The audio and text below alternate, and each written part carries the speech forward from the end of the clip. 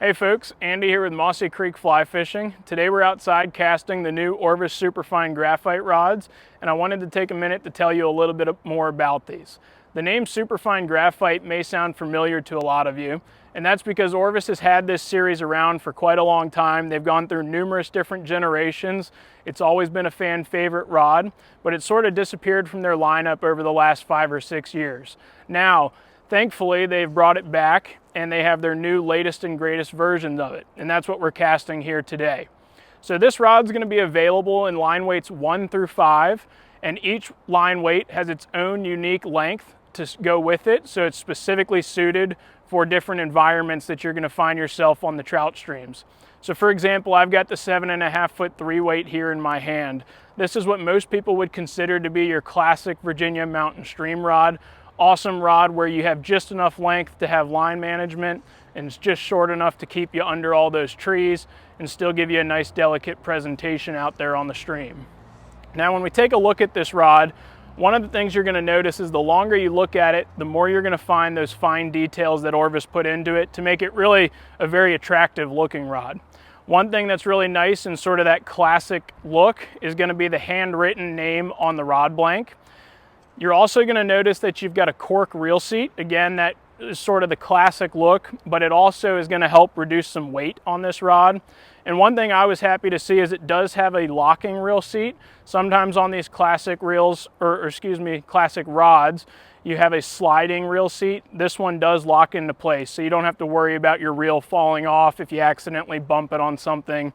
So it holds it on there really nice and secure. Along with the rod itself, you've got a really nice looking rod tube. It's got some specialty stitching on it.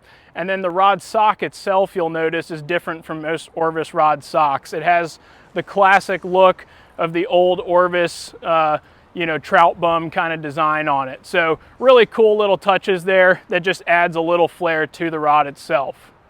Now let's talk about what everybody wants to hear. How does the rod cast? How does it perform? So the first thing you're going to notice when you cast this rod is it is a very slow, full flex rod. There's a couple things about that I really like. If we think about it in sort of that utilitarian use type of way, that makes it so that this rod will load with very little line out of the tip of the rod. And that's perfect for our small stream fishing.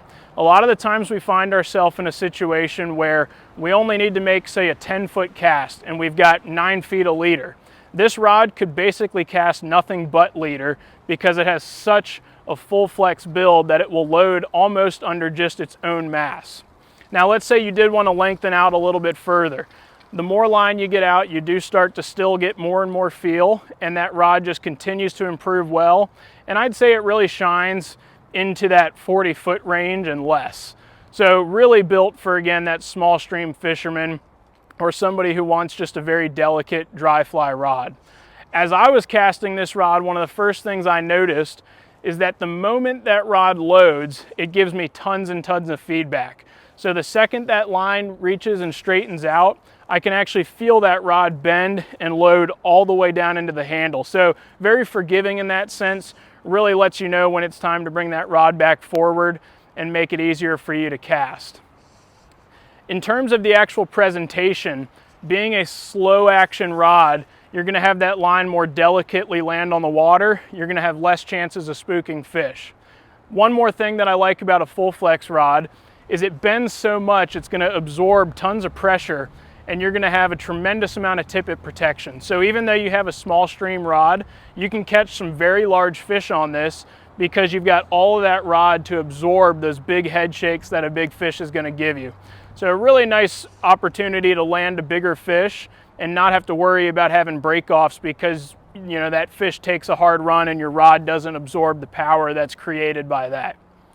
Last thing I want to talk about here is going to be the price point. So this rod comes in right in that middle ground, $598. Really nice to see it at $598.